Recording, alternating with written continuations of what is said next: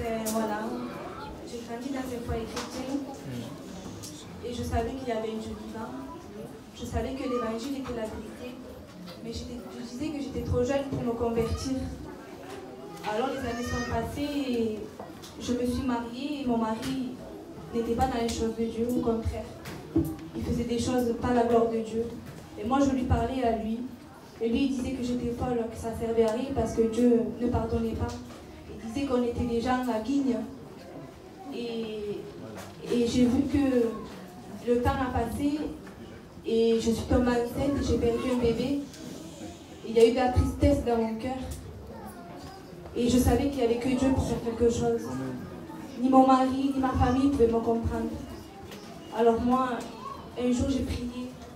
Et je disais à Dieu, je disais, console-moi parce que moi je n'y arrive pas. Et Dieu l'a fait. Mais ce n'est pas pour autant que j'ai suivi le Seigneur. Mais malgré que je n'allais pas à la réunion, je priais chez moi. Et à force de prier, je priais plus pour moi.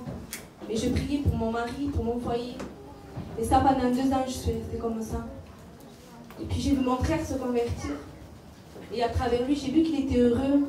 Et je disais, Seigneur, si lui est heureux, moi aussi je vais être comme lui. Alors je suis allée aux réunions, j'ai été fidèle. Et j'ai donné mon cœur à Dieu. Mais quelques temps après, mon mari est tombé dans le coma. Et mon cœur était agité. Je ne savais pas qu'est-ce qui se passait. Et il y a eu mon frère et mon beau-frère Pachai. Et là, il me disait que c'était rien, que c'était un plan de Dieu. Alors moi, je me suis mise à part. Il y a eu le pasteur Antonio. Il me disait que si vraiment je voulais que Dieu fasse quelque chose dans ma vie, il fallait que j'enlève les barrières. Moi, les barrières que j'avais, je demande pardon, mais c'était la cigarette. J'aimais la cigarette. Je me suis mise à part le soir même. Et j'ai dit, Seigneur, vraiment, si ça vient de toi, alors je te laisse tout entre tes mains.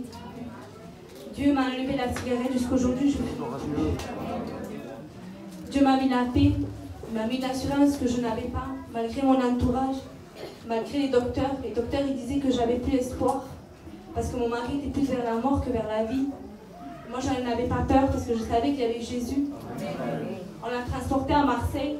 Et à Marseille, il disait que même si il devait se réveiller, ça serait quand même un légume, il serait handicapé. Mais quand ça vient de Dieu, il ne fait pas les choses à moitié. Aujourd'hui, mon mari a la santé. Quand je vais à Marseille aujourd'hui, ils ne comprennent pas les docteurs. Ils disent pourquoi il est comme ça. Mais nous, on sait que ça vient de Jésus. Malgré que c'est difficile des fois, qu'on ne comprend pas ce que fait Dieu dans notre vie, mais je sais qu'il est le meilleur pour ma vie. Amen.